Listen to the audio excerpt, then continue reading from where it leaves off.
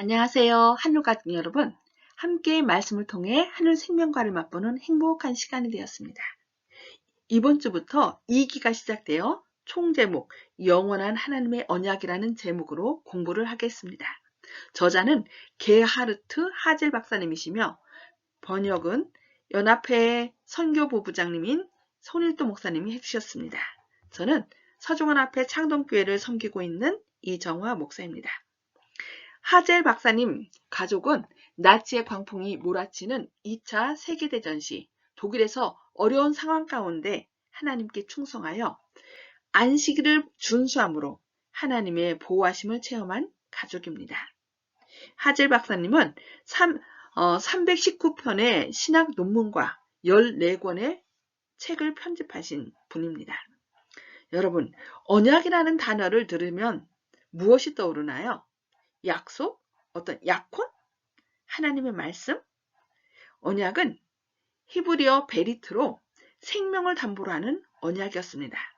언약을 맺으시고 그 언약을 지키시고자 생명을 바치신 영원한 하나님의 언약에 관하여 한 기 동안 함께 공부하겠습니다. 이번 주에는 제1과 무슨 일이 벌어졌는가 라는 제목으로 공부하겠습니다. 먼저 기억절을 함께 읽어볼까요? 창세기 1장 26절로 27절 말씀입니다. 시작. 하나님이 이르시되 우리의 형상을 따라 우리의 모양대로 우리가 사람을 만들자 하시고 하나님이 자기 형상 곧 하나님의 형상대로 사람을 창조하시되 남자와 여자를 창조하시고. 이번 교과를 공부하면서 함께 배울 단어는 언약입니다. 언약은 약속의 말씀이란 뜻으로 영어로는 커버넌트라 합니다. 커버넌트는 함께를 뜻하는 코와 정맥을 뜻하는 비너가 합쳐서 형성된 단어로 예수님의 피로 약속된 것을 말합니다. 그렇다면 이 시간에는 언약이라는 한자풀이를 통해 구속사적인 의미를 살펴보겠습니다. 언약은 말씀 언자와 맺을 약자가 합쳐진 단어입니다. 말씀 언자는 점주자와 석삼자와 입구자로서 일반적으로는 거짓을 말하거나 죄를 지었을 때는 벌을 달게 받을 것을 전제로 하는 맹세를 말하는데요. 삼가 말하다는 뜻을 가지고 있습니다. 성서적으로는 삼위 하나님의 입에서 나온 것은 인간의 축복을 위한 말씀이다라는 뜻이 있고요. 또는 머리 대신 하나님께서 두 명의 인간에게 매일 일용할 양식으로 주시는 것이 하나님의 말씀이라는 뜻도 있겠습니다. 맺을 약자는 시유사자와 구기작자가 합쳐졌는데요. 구기작자는 쌀포자에 점주자가 합쳐진 것인데요. 이것은 손잡이가 달린 술 푸는 국자를 말하는데 별자리 가운데 큰 곰자리는 국자 모양으로 이루어진 국두칠성을 의미하고요. 그 안에 있는 점은 항상 제자리에 있어서 변치 않는 별인 북극성을 의미하기도 합니다. 그래서 맺을 약자는 실을 항상 제자리에 있어 변치 않는 별, 바로 북극성에 묶었다라는 뜻도 있고요. 귀중한 것을 잃어버리지 않도록 보자기에 싸고 끈으로 묶어서 간직한다는 뜻도 있습니다. 언약은 변치 않는 하나님의 약속이고 하나님이 짝져 주신 것, 부부를 사람이 나누지 못할지라는 말씀도 있습니다. 감사합니다. 하나님은 동료를 좋아하십니다. 그것은 그가 외롭다고 느끼는 것이 아니라 다른 존재들과 접촉하기를 좋아한다는 것을 의미합니다. 그는 그들을 사랑하고 그들에게 사랑을 받기 위해 새로운 종족의 존재를 만들기로 결정했습니다.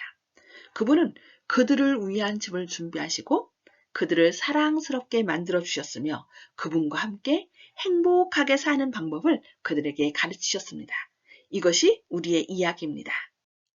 하나님은 창조주간의 6째 날을 마치시며 심히 좋았다고 하셨습니다. 왜냐하면 다른 것들을 창조하셨던 때와 달리 그날 하나님께서 함께 사랑을 나눌 사람을 그분의 형상대로 지으셨기 때문입니다.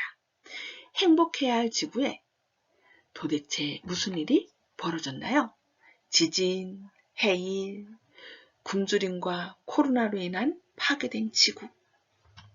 우리는 이번 주 교과를 통해 하나님의 창조 사역과 창조물에 대해 배우고 그 완벽한 세계에 무슨 일이 일어나는지에 대해 공부할 것입니다.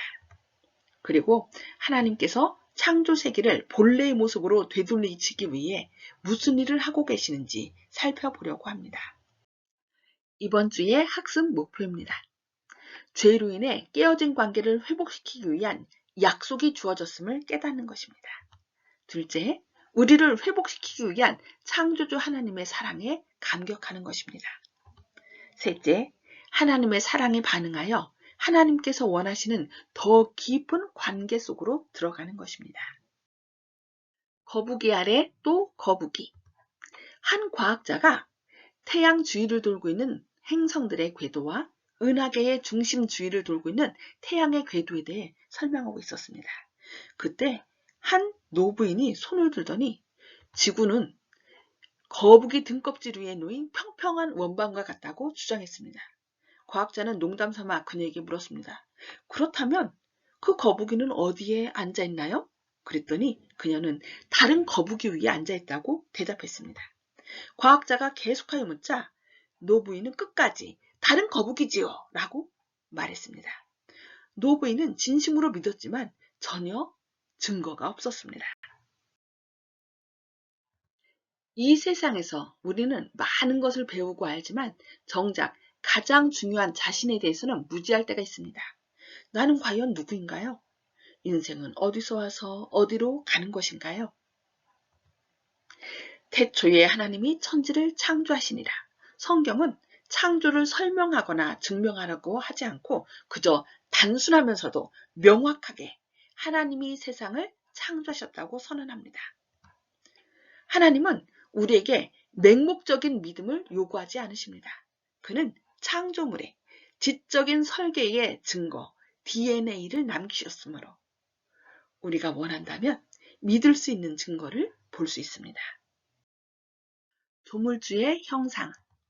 하나님이 자기 형상 곧 하나님의 형상대로 사람을 창조하시되 남자와 여자를 창조하시고 창세기 1장 27절 말씀. 이곳에서 하나님이 자기 형상대로 우리를 창조하셨다는 말은 무슨 뜻일까요?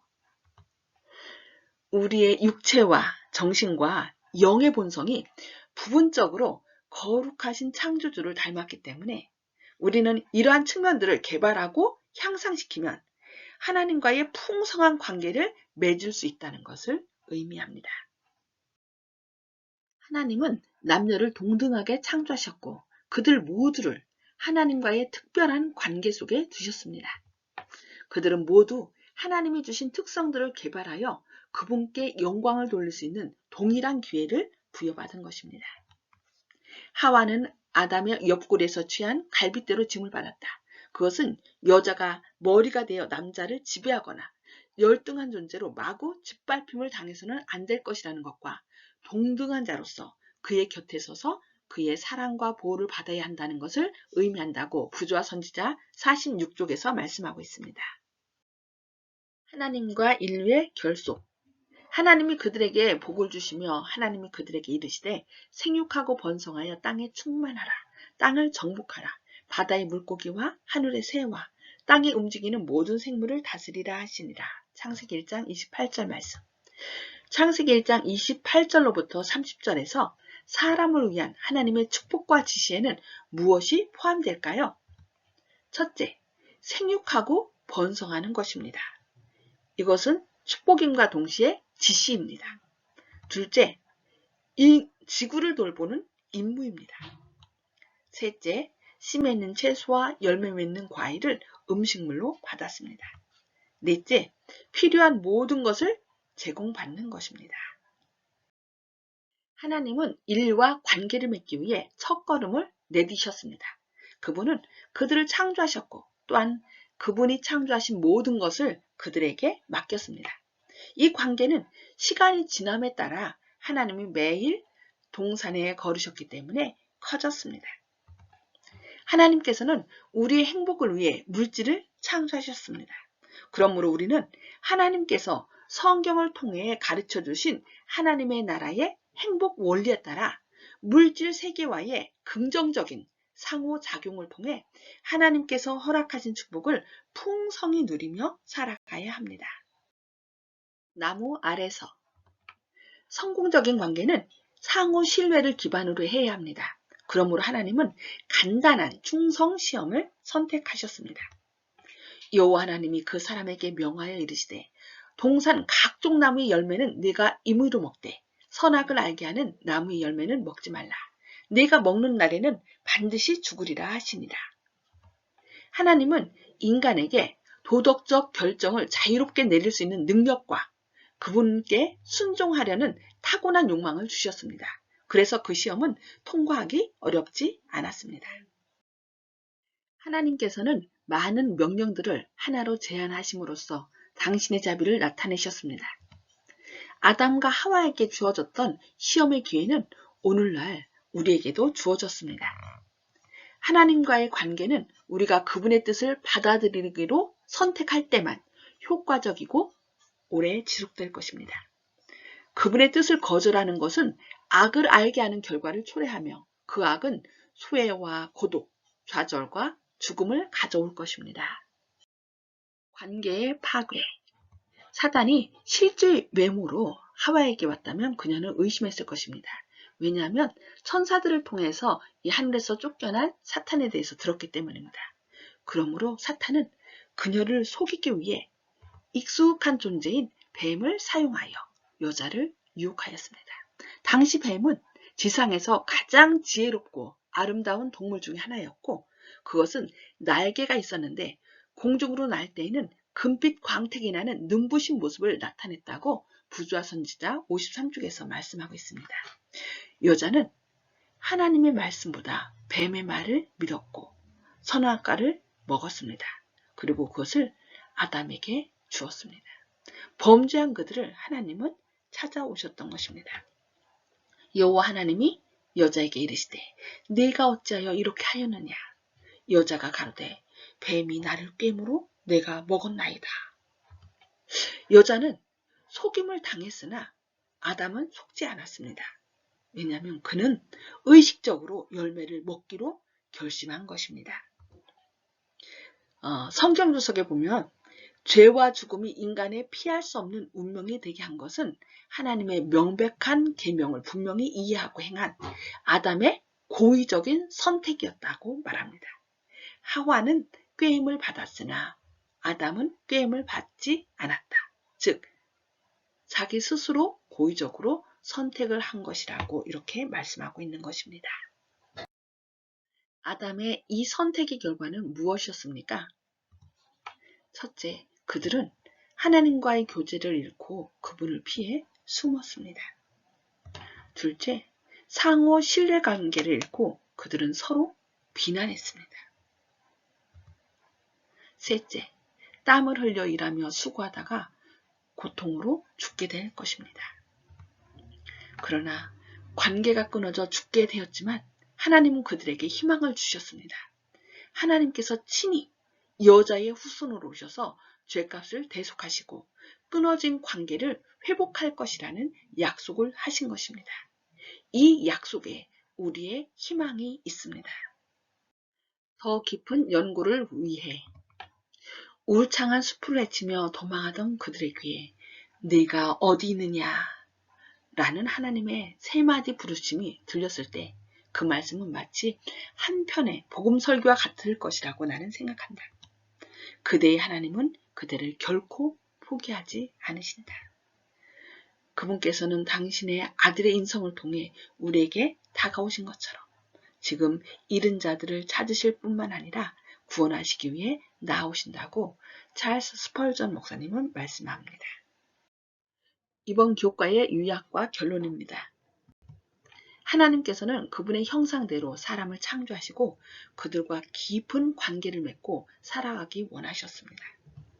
그러나 아담과 하와가 하나님의 뜻을 무시하고 잘못된 선택을 하므로 그 관계가 깨지게 되었습니다. 하지만 하나님께서는 하나뿐인 아들 예수님을 통해 그 관계를 회복하실 계획을 세우시고 약속하셨습니다. 구원을 약속하신 하나님을 믿고 감사하시는 하늘 가족 되시길 바라며 교과 공부를 마치겠습니다. 감사합니다.